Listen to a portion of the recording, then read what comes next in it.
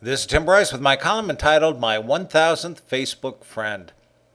I recently attained my 1000th friend on Facebook, which I consider somewhat of a milestone. Sure, there are celebrities and other people with many more friends, but mine has been slowly building over the past 7 years on Facebook. Although skeptical at first, I found Facebook to be an excellent way to network with friends, particularly those I haven't heard from in many years. In addition to connecting with relatives and friends, I use the social media to connect to neighbors, high school and college chums. I even have a few from grade school and junior high. Members of clubs and computer groups I've been involved with, fraternal acquaintances, politicians, media contacts, business contacts, and former employees, younger people I coached years ago who have grown into adulthood, and followers of my columns, as well as detractors, including political spies. I've personally met most of my friends, but there are also some I know only through the internet. The lion's share of friends are in the United States, but I also have many contacts overseas. I know of at least 5 friends who have passed away, but relatives maintain their profiles in memorial. I have also been approached by several spammers over the years trying to sucker me into illicit activities, but I've been fortunate to avoid their advances. I've also had to unfriend at least 3 people over the years as they do not observe basic common courtesy on the internet. Nonetheless, I have enjoyed corresponding with many people who have crossed my path. We obviously do not agree on everything, but at least we have developed a dialogue.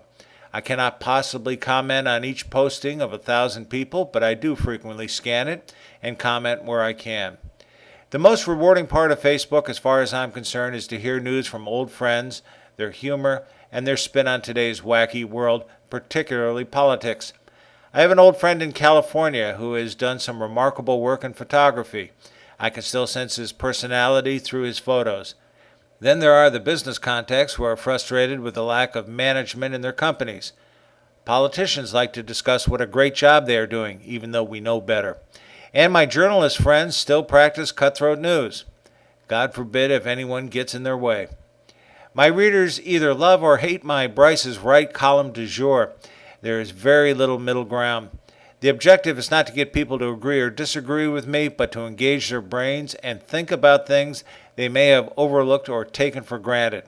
A little humor doesn't hurt either. This is what we refer to as software for the finest computer, the mind. We have too many people operating on automatic. Instead, I want people to engage the clutch, shift, and look around at the highway around them. I realize this may be asking too much. There are 2 things I've learned from using Facebook. First, not everyone gets my postings, and consequently, I do not see all of the postings from my friends. This is just a foible of Facebook. Second, you have to be politically correct when using this service.